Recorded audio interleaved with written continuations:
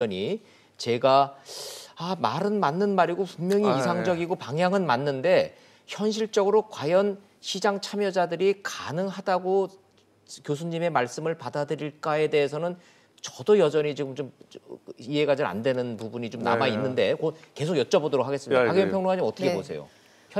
현실을 취재하시고 현실을 평론하시는 입장에서 그렇게 되면 좋겠는데 현실적으로 지금은 좀 어려울 것 같아요. 지금은 아닌 것 같다.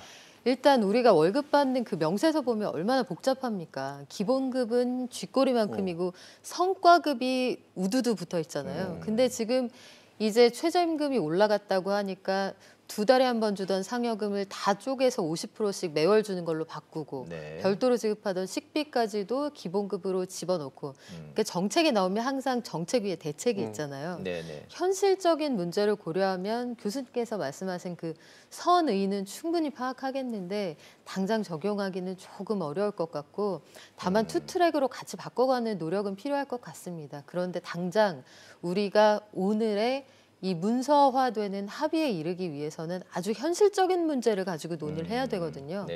돈을 원하는 만큼 충분히 주어야 한다. 그리고 탄력 근로제에 대한 사실 지나친 공포도 저는 좀 과장돼 있다고 보는데 필요 없으면 사용하지 않는 거예요.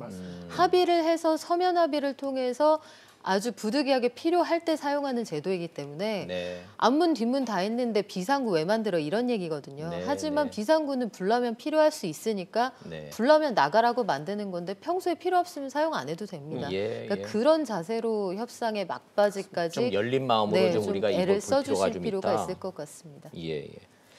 그 임금 체계 말씀하셨으니까 기본급은 적게 하고서는 온갖 수당 다 붙여서 하고 또 이게 최저임금 올라가고 그 근로시간 문제 나오고 그러니까 이거를 더 상여금까지 쪼개가지고 노는 그 기업들의 지금 이 행태가 월급을 안 주려고 정말 꼼수를 부리고 탐욕스러워서 기업이 노동자들의 임금을 착취하기 위해서 그러는 겁니까? 아니면 경영계 얘기를 들어보면 아니 우리 생산성과 매출과 기업의 지불 능력이 그렇게밖에 안 되기 때문에 우리는 그러는 건데 이거를 마치 탐욕스러워서 그렇게 꼼수를 부린다고 하는 건 억울합니다. 이런 의견도 많던데요. 그렇죠. 그게 이제 반반인 것 같아요. 경영자 입장에서는 생산 단가를 낮추고 싶고 생산비에서 가장 고정적으로 많이 쓰이는 비용이 인건비니까 줄이고 싶은 유혹이 있겠으나 경영자가 기업의 가치, 기업의 이해관계를 위해서도 노동자를 기본적인 수준 이상으로는 대접을 해야 한다는 거 알고 있거든요.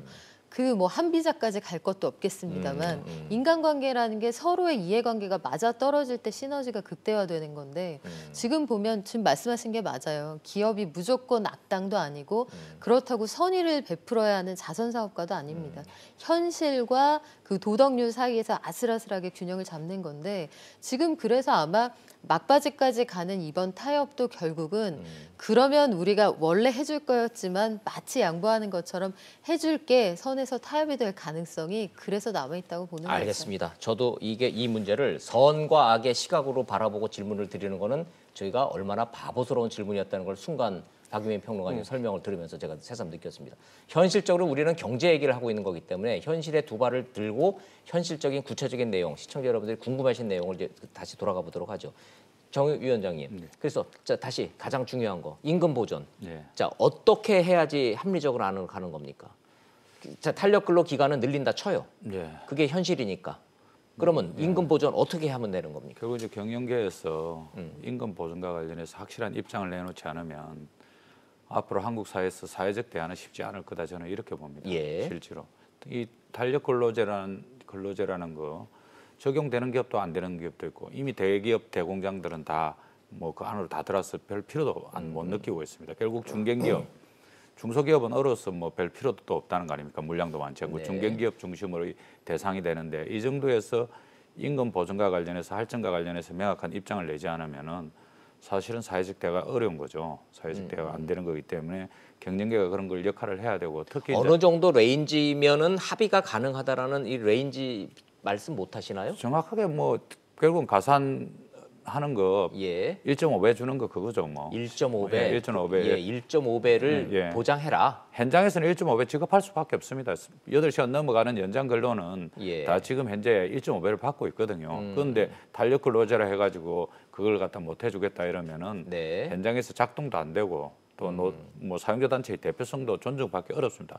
왜냐하면 현장에서는 다 그렇게 사장님들이 주고 있는데 예. 경총만 못 주겠다 이렇게 해서 눈 그건 감고 아니다 있다는 이거죠. 것은 쉽지 자, 그럼 않죠. 현실적으로 노조 측이 양보를 해서 3개월을 6개월로 늘리는 대신에 예. 1.5배 할증 부분은 경총과 사용자 측이 확실하게 보장하면 타협 가능하다고 보십니까? 그렇습니다. 책임 있게 나서요. 그래요. 예. 교수님 그 동의하세요? 그렇게 되면 합의될 거다? 네, 경제학적으로 보면은 1.5배의 가치를 사용자 측에서 이 정도 줘서라도 분명히 자기네들이 납기를 맞춘다거나 이런 부분에서 필요하다 그러면은 당연히 선택을 하게 될 터니까 예. 지금 말씀하시면서 그 아까 대기업은 걱정이 없는데 중소기업을 말씀하셔가지고 정 위원장님 말씀하셔서 또 이것도 중요한 포인트가 이제 예. 될 것 같은데요. 결국은 중소기업이나 이런 데서 왜 납기를 맞추고 급격하게 일이 몰리게 되느냐. 결국 일종의 이거는 원청업체의 갑질이 있다고 생각됩니다. 아, 원청에서 네, 무리하게 원청에서 주문을, 무리하게 그 오다를 계약을 주니까. 일관성 있고 좀 여유 있게 이거 하는 것이 아니라 뭐 하다가 금방 이거 필요 없으면은 그 부품을 없애버리고 그 다음에 다른 부품으로 바꾸는데 요거 언제까지 빨리 만들면은 뭐 돈을 주겠다. 조금 더 무조건 주겠다. 납품해 이렇게 나오니까. 이런 식으로 되면은 예. 이게 그러기 때문에 저는 그 중견기업이나 아마 민주노총이나 거기서 숨겨진 아마 인센티브 이유가 이런 예. 거에 대해 참여 안 하고 한 이유가 이렇게 했을 때 이 중견기업이나 이런 데서 정말 납기 맞추는 것이 너무너무 힘든데 이거를 도저히 견딜 수 없으니까 탄력 근로제나 이런 것들을 아마 높이는 거라고 생각됩니다. 네. 예, 그래서 이런 부분은 저희가 법적으로나 좀 이렇게 정부에서도 그런 아마 경사노위에서 그 고려를 당연히 했겠죠. 그래서 네. 이런 것들을 좀 해결해 주면은 소위 말해서 이제 이것이 합의에 이르는 데도 도움이 되고 결국은 이게 뭐 하나 고치려고 할 때 하나만 고쳐서는 절대로 이게 그 성공을 못 합니다. 뭐 하나 고치게 되면 상황이 바뀌게 되면 주변에 연결되는 것도 다 맞춰서 예. 바꿔나가야 되니까 어차피 이게 시간이 걸릴 수밖에 없는데요. 지금 현재로서 저는 하지만 일단 물꼬는 반드시 트고 합의를 하는 방향으로 우리가 나아가고 있다는 것을 보이는 것이 아주 중요하다고 저는 생각합니다. 저는 조금만 추가하면 이제 네. 대기업이 역할을 좀 해줘야 돼요. 한국 경제 수출 주도형 대기업 중심으로 되어 있는데 네. 중소기업들의 직업 여력이라는 것이 사실은 대기업이 1차 밴드, 2차 밴드 이렇지 않습니까? 예. 근데 딱 대기업들이 매출액 중소기업들 1차 밴드, 2차 밴드 매출액 영업이익률 3%에 딱 맞춰놨습니다.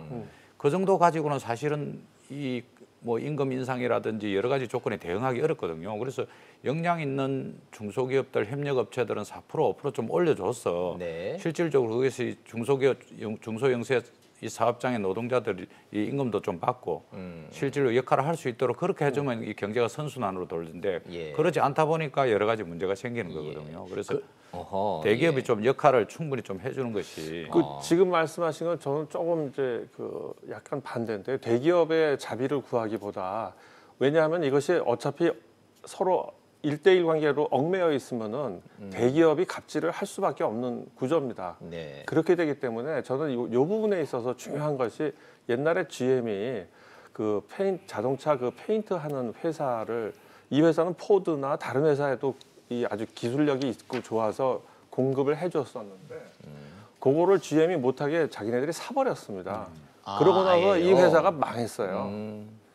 그러니까는 이게 뭔가 하면 어느 한쪽에 딱 매여져 있으면 지금 말씀하신 대로 뭐 2%, 3% 딱 그 정도에 하지 말고 4, 5%로 좀 올려주십시오 하고 이게 그 뭐냐 자비를 구하는 것밖에 안 하는데 이거는 오래 갈 수 없습니다. 예, 뭐 대기업의 일방적인 양보와 네. 자비를 구해서 해결될 문제가 아니라 이거는 법적으로 공정 경제 차원에서 그렇습니다. 이 문제는 시스템이 구축이 돼야 된다는 말씀. 네. 결국은 탄력 근로제 문제, 최저임금 문제를 하다 보면은 대기업과 중소기업 간의 격차, 갑을 관계, 대기업 위주로 지금 편제돼 있는 모든 법적 시스템